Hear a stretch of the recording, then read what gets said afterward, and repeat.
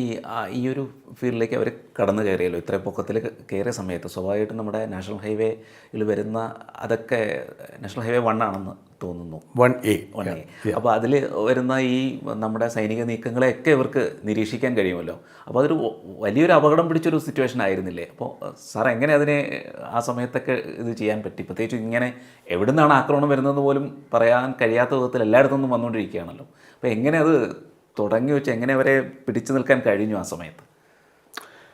Okay, ഈ national highway 1A ഇന്ന് അതിനെ 1D എന്നാണ് അറിയപ്പെടുന്നത്. അപ്പോൾ ഏറ്റവും ആദ്യം അതിൻ്റെ ഒരു പ്രാധാന്യത്തെപ്പറ്റി പറയണം വൈജത്ത്. അത് പറഞ്ഞാൽ ശരിക്കും കാര്യങ്ങൾ നമുക്ക് മനസ്സിലാവുള്ളൂ. ശ്രീനഗറിൽ നിന്ന് തുടങ്ങുന്നതാണ് ഈ നാഷണൽ ഹൈവേ, അന്നത്തെ 1A. ഇത് ഈ ലഡാക്ക് എന്ന് പറയുന്ന ആ കംപ്ലീറ്റ് റീജിയൻ്റെ ലൈഫ് ലൈനാണ്. അതായത് ശ്രീനഗറിൽ നിന്ന് സിയാച്ചിൻ ഗ്ലേഷ്യർ വരെയുള്ള കംപ്ലീറ്റ് ആർമിക്ക് വേണ്ട ലോജിസ്റ്റിക് സപ്പോർട്ട് മുഴുവനും മുങ്ങുന്നത് ഇവിടെ നിന്നാണ്. അവിടെ ഏതെങ്കിലും ഒരു ഭാഗത്ത് ഒരു ഇൻ്റർഡിക്ഷൻ നടന്നാൽ, അവിടെ എന്തെങ്കിലും ഒരു ബ്ലോക്ക് നടന്നാൽ നമുക്ക് പിന്നെ അതിലൊരു മൂമെൻറ്റും പറ്റില്ല. അപ്പോൾ ഇതിൻ്റെ ഒരു പ്രധാനം എന്ന് പറയുന്നത് ഈ തണുപ്പ് കാലം വെച്ചാൽ നവംബർ മുതൽ മെയ് മാസത്തിൻ്റെ അവസാനം വരെ ആ സ്ഥലം കംപ്ലീറ്റ് മഞ്ഞ് മൂടി കിടക്കുകയാണ്. അപ്പോൾ അതിലൊരു മൂവ്മെൻറ്റും പോസിബിൾ അല്ല. മെയ് മാസത്തിൻ്റെ അവസാനം മുതൽ നവംബർ മാസം വരെ ഉള്ള ആ കാലയളവിൽ വേണം നമുക്കിവിടെ ഈ വിൻ്റർ സ്റ്റോക്കിംഗ് ചെയ്യാനായിട്ട്. അപ്പോൾ പട്ടാളക്കാർക്ക് വേണ്ട ration, ammunition, fuel, oil, lubricants, clothing, weapon systems, മറ്റുള്ള വാർലൈക്ക് സ്റ്റോഴ്സ്, കൺട്രോൾ സ്റ്റോഴ്സ്, ഇതെല്ലാം ഇതിൽ വേണം മൂവ്മെൻറ്റ് ചെയ്യാനായിട്ട്. പട്ടാളക്കാർക്ക് മാത്രമല്ല, അവിടെയുള്ള സിവിലിയൻസിനും അവർക്ക് വേറെ റിസോഴ്സസ് ഒന്നുമില്ലല്ലോ. ഇതെല്ലാം ഇതിൽ വേണം മൂവ് ചെയ്യാനായിട്ട്. അപ്പോൾ ഈ ലൈഫ് ലൈനെ നമ്മൾ പ്രൊട്ടക്റ്റ് ചെയ്തേ പറ്റുള്ളൂ.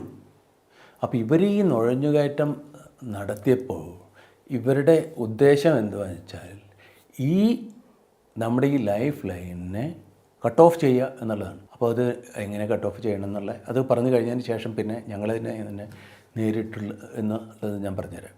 അപ്പോൾ ഇവരുടെ ഉദ്ദേശം എന്താണെന്നറിയോ? ഇവർ ഈ മലകളിൽ വന്നിട്ട്, അപ്പോൾ ഈ ടോളറിംഗ് എന്ന് പറയുന്ന ഒരു ഫീച്ചറുണ്ട് അവിടെ. അത് വെറും ഈ നാഷണൽ ഹൈവേ നിന്ന് 4 കിലോമീറ്റർ ദൂരത്താണ്. നാഷണൽ ഹൈവേ നിന്ന് 10 കിലോമീറ്റർ ദൂരത്താണ് ടൈഗർ ഹിൽ എന്ന് പറയുന്ന ഫീച്ചർ. നാഷണൽ ഹൈവേ നിന്ന് 7 കിലോമീറ്റർ ദൂരത്താണ് 0.5140. അതുപോലെ ഒരു 0.4875 ഉണ്ട്. അത് ഏകദേശം 7 കിലോമീറ്റർ ദൂരത്താണ്. ഇതിൻ്റെ മീതെയാണ് ഇവർ ഈ വന്നിരിക്കുന്നത്. അപ്പോൾ ഇവർക്ക് ഇപ്പോൾ ഇതൊക്കെയും 13,000 മുതൽ 17,000, 18,000 അടി ഉയരത്തിലാണ്. ഈ റോഡിൻ്റെ ഹൈറ്റ് ഏകദേശം 10,000 മുതൽ 11,000 അടിയാണ്. അപ്പോൾ ഇവർക്കൊരു ഹൈറ്റ് ഡിഫറൻഷ്യൽ കിട്ടുന്നുണ്ട് ഏകദേശം 5,000 ഫീറ്റോളം. അപ്പോൾ 5,000 ഫീറ്റ് ഉയരത്ത് നിന്നിട്ട് ഇവർ കാണുകയാണ്. ഇതൊക്കെ വളരെ വെർട്ടിക്കലായിട്ടുള്ള ഈ ഇതാണ് റോക്സാണ് ഇതിൻ്റെ മീതെ. അപ്പോൾ ഇവിടെ ഇവർ വന്നിരുന്നാൽ നമുക്ക് ഇതിൽ പോകാൻ പറ്റില്ല. അപ്പോൾ ഇവരെന്താ ഉദ്ദേശിച്ചത്? ഈ ഫീച്ചേഴ്സിനെ മുഴുവനും ആദ്യം ഒക്യുപ്പൈ ചെയ്യുക. അത് കഴിഞ്ഞിട്ട് അപ്പോൾ ശ്രീനഗറിൽ നിന്ന് നമ്മൾ തുടങ്ങുമ്പോഴേ ഇല്ല ആ റൂട്ട് ഞാൻ ഒന്ന് പറഞ്ഞുതരാം. ഇപ്പോൾ നമ്മൾ ഈ നാഷണൽ ഹൈവേ 1 പറഞ്ഞല്ലോ. അപ്പോൾ ഇത് നമ്മൾ ശ്രീനഗറിൽ നിന്ന് സ്റ്റാർട്ട് ചെയ്യുമ്പോൾ ആദ്യമായിട്ട് നമ്മൾ ക്രോസ് ചെയ്യുന്നത് പ്രധാനപ്പെട്ട ഭാഗം സോനമാർഗാണ്. അത് കഴിഞ്ഞിട്ട് പിന്നെ നമ്മൾ ജോജില പാസ് ക്രോസ് ചെയ്യണം. അപ്പോൾ അതും ഒരേ ഏറെക്കുറെ പ്ലെയിനാണ്. ഏകദേശം ഒരു 6,100 അടിയൊക്കെയാണ് അവിടം വരെ. ജോജില പാസിൻ്റെ അവിടെ എത്തിയാൽ പെട്ടെന്ന് ഒരു 11,700 അടി പെട്ടെന്ന്. അപ്പോൾ ഒരു വളരെ വലിയ ഒരു ഹൈറ്റാണ്. അതിലുള്ള ഒരു പാസിൽ കൂടെ വേണം നമുക്ക് പോകാനായിട്ട്. ഈ പാസ് കഴിഞ്ഞാൽ പിന്നെ അവിടെ നിന്ന് അങ്ങോട്ടേക്ക് ഈ കാർഗിൽ സെക്ടർ ഏറെക്കുറെ സ്റ്റാർട്ടായി. അപ്പോൾ അത് കഴിഞ്ഞാൽ പിന്നെ നമ്മൾ ക്രോസ് ചെയ്യുന്നത് ഒരു ഗുംരി എന്ന് പറഞ്ഞിട്ടൊരു സ്ഥലമുണ്ട്. ഈ സ്ഥലങ്ങളൊക്കെ പിന്നീട് വരും നമ്മുടെ ഇതിനകത്ത്. പിന്നെ മുഗൾപുര എന്ന് പറഞ്ഞിട്ട് വേറൊരു സ്ഥലമുണ്ട്. പിന്നെ മത്തയൻ എന്ന് പറഞ്ഞിട്ട് വേറൊരു സ്ഥലമുണ്ട്. മത്തയൻ കഴിഞ്ഞിട്ടാണ് പിന്നെ ദ്രാസ് വരുന്നത്. അപ്പോൾ ദ്രാസിലേക്ക് 142 കിലോമീറ്ററാണ് ശ്രീനഗറിൽ നിന്ന്. അപ്പോൾ ഞാൻ എന്തിനാ 142 കിലോമീറ്റർ എന്ന് പറയുന്നത് അതിൻ്റെ പ്രാധാന്യം എന്താണെന്ന് വെച്ചാൽ ശ്രീനഗറിലാണ് നമ്മളുടെ main logistic supply system start ചെയ്യുന്നത് തന്നെ. അപ്പോൾ അവിടെ നിന്ന് ഈ 142 കിലോമീറ്റർ ദൂരത്തേക്ക് സാധനങ്ങൾ എത്തിക്കണമെന്നുണ്ടെങ്കിൽ ഏകദേശം 8 മുതൽ 12 മണിക്കൂർ എടുക്കും. ഒറ്റ റോഡേ ഉള്ളൂ. അപ്പോൾ ഈ ദ്രാസ് കഴിഞ്ഞാൽ പിന്നെ ദ്രാസിൽ നിന്ന് നമ്മൾ അങ്ങോട്ട് മുന്നോട്ട് പോകണം. പിന്നെ കക്സർ എന്ന് പറഞ്ഞിട്ടൊരു സ്ഥലമുണ്ട്.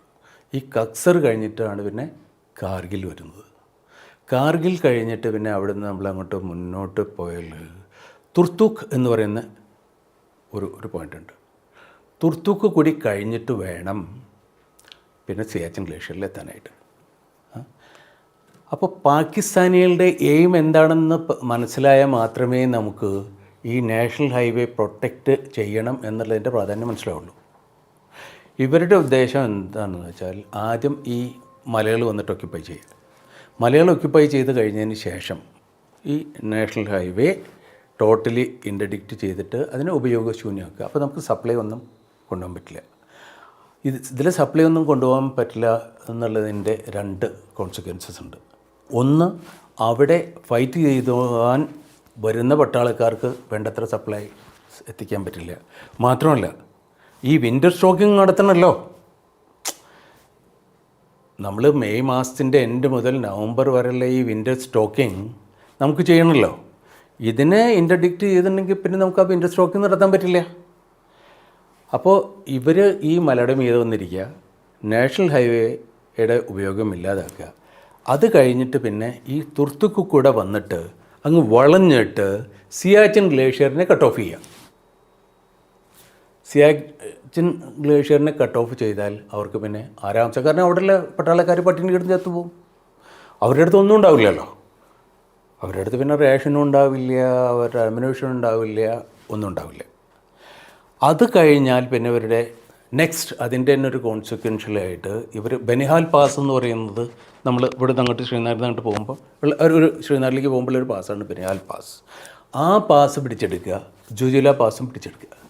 ഇത് രണ്ടും പിടിച്ചെടുത്ത് കഴിഞ്ഞാൽ ഇവർക്ക് കഷ്ണമായിട്ട് ഈ ഏരിയനെ ഇവർക്ക് ഡീൽ ചെയ്യാൻ പറ്റും. അപ്പോൾ തുർത്തുക്കിനെ പിടിച്ചെടുത്തിട്ട് സിയാച്ചിൻ ഗ്ലേഷ്യറിനെ കട്ട് ഓഫ് ചെയ്യുക.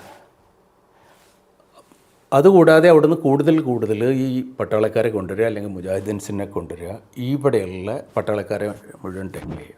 അപ്പോൾ ഇങ്ങനെയാകുമ്പോഴെന്നുണ്ടാവും, ബേലിയിലുള്ള ബനിഹാൽ പാസ് അവർ ഓൾറെഡി പിടിച്ചു കഴിഞ്ഞു. ഇതാണ് ഇവരുടെ എയിം കേട്ടോ. അപ്പോൾ ഇത് പിടിച്ചു കഴിഞ്ഞാൽ ഇവർക്ക് ഇവിടുന്ന്, അതായത് പാകിസ്ഥാനിലെ ലൈൻ ഓഫ് കൺട്രോളിൽ കൂടെ കൂടുതൽ പട്ടാളക്കാരെ ഇങ്ങോട്ട് കൊണ്ടുവരാൻ പറ്റും. അപ്പോൾ ഇവിടെ ഇങ്ങനെ ഒരു സംഭവം നടക്കുമ്പോൾ ശ്രീനഗറിലുള്ള പട്ടാളക്കാർ അവർ ഈ പ്രശ്നമുള്ള ആ സ്ഥലത്തേക്ക് പോകും. അപ്പോൾ ഇവിടെ ഒരു വേക്യൂം ക്രിയേറ്റ് ആവും. എവിടെ? ശ്രീനഗറിൽ, അതായത് കാശ്മീർ വേലയിൽ ഒരു വേക്യൂം ക്രിയേറ്റ് ആവും. പട്ടാളക്കാരുണ്ടാവില്ല. അപ്പോൾ കൂടുതൽ പട്ടാളക്കാരെ ഇവിടെ കൊണ്ടുവരിക. പിന്നീട് അവിടെ ശരിക്കും തമ്പടിക്കുക. പിന്നീട് വേണമല്ലോ ഇതിനെ പിടിച്ചെടുക്കാനും പരിപാടിയൊക്കെ. ഇതായിരുന്നു ഇവരുടെ എയിം. അപ്പോൾ അങ്ങനെയുള്ളൊരു സാഹചര്യത്തിൽ നമ്മളവിടെ പോയാൽ നമ്മളെന്ത് ചെയ്യും? അപ്പോൾ അതവർ വളരെ നന്നായിട്ട് കണക്കിലെടുത്തിട്ടുണ്ട്. കാരണം ഈ നാഷണൽ ഹൈവേ പെട്ടെന്ന് ക്ലിയർ ചെയ്യുക എന്നുള്ളത് നമ്മളുടെ ലക്ഷ്യമാണ്. പക്ഷേ ഈ നാഷണൽ ഹൈവേ ഇത് ക്ലിയർ ചെയ്യണമെന്നുണ്ടെന്നുണ്ടെങ്കിൽ ഈ 13,000 മുതൽ 16,000, 17,000 അടി ഉയരത്തിലിരിക്കുന്ന മലകളുടെ മീതെ നമ്മൾ ഫിസിക്കലി അറ്റാക്ക് ചെയ്യണം. അപ്പോൾ അറ്റാക്ക് ചെയ്യണമെന്നുണ്ടെന്നുണ്ടെങ്കിൽ ഇതൊക്കെ വെർട്ടിക്കൽ ക്ലൈംബാണ് വാജിദ്. ശരിക്കും ഇങ്ങനെയാണ് ഈ മലകൾ നിൽക്കുന്നത്. പിന്നെ നമ്മളോട് ഇവർ പറഞ്ഞു, നിങ്ങൾ ഇൻ്റർനാഷണൽ ബൗണ്ടറി അല്ലെങ്കിൽ ലൈൻ ഓഫ് കൺട്രോൾ ക്രോസ് ചെയ്യാൻ പാടില്ല. അപ്പോൾ സാധാരണഗതിയിൽ നമ്മൾ എന്തെങ്കിലും അറ്റാക്കൊക്കെ ചെയ്യുമ്പോൾ, സാധാരണ ഒരു അറ്റാക്ക് ചെയ്യുമ്പോൾ നമ്മൾ ഫ്രണ്ടിൽ അറ്റാക്ക് ഒരിക്കലും ചെയ്യില്ല, മുന്നിൽ കൂടെ പോയില്ല. നമ്മൾ മുന്നിൽ നിന്ന് ഇവരെ ബ്ലോക്ക് ചെയ്യും. അതായത് നമ്മൾ ഫയർ ചെയ്തിട്ട് ഇവരെ ഫിക്സ് ചെയ്യും. എന്നിട്ട് നമ്മൾ സൈഡിൽ കൂടെയോ പിന്നിൽ കൂടെ പോയിട്ടാണ് ഇവരെ അറ്റാക്ക് ചെയ്യുക. അപ്പോൾ പിന്നിൽ കൂടെ പോകണമെന്നുണ്ടെന്നുണ്ടെങ്കിൽ പിന്നിൽ അങ്ങേ ഭാഗത്ത് ലൈൻ ഓഫ് കൺട്രോളാണ്. അപ്പോൾ അത് നമുക്ക് ക്രോസ് ചെയ്യാൻ പാടില്ല. അപ്പോൾ അങ്ങനത്തെ ഒരു സാഹചര്യത്തിൽ അവർക്ക് നല്ലൊരു ബോധം ഉണ്ടായിരുന്നു, ഇന്ത്യൻ ആർമിക്ക് അവരെ അവിടെ നിന്ന് തുരത്തിവിടാൻ പറ്റില്ല എന്നുള്ളത്. അപ്പോൾ ഞങ്ങൾ അവിടെ ചെന്നപ്പോൾ നമുക്ക് യാതൊരു വിധത്തിലുള്ള ഇൻ്റലിജൻസ് ഒന്നും ഉണ്ടായിരുന്നില്ല എന്ന് ഞാൻ നേരത്തെ പറഞ്ഞല്ലോ. നമ്മളവിടെ ചെന്നപ്പോൾ നമുക്ക് അവരുടെ ഡിപ്ലോയബിലിറ്റി പറ്റിയിട്ടും ഒന്നും യാതൊരു വിവരമില്ലായിരുന്നു. അപ്പോൾ നമ്മൾ ഈ ഇരുട്ടത്ത് ഒരു ഗെയിം കണ്ടിട്ടുണ്ടല്ലോ, കണ്ണിങ്ങനെ വെട്ടിയിട്ട് ആ കുട അങ്ങോട്ട് താഴോട്ട് വരുമ്പോൾ വടി കൊണ്ടടിക്കുക.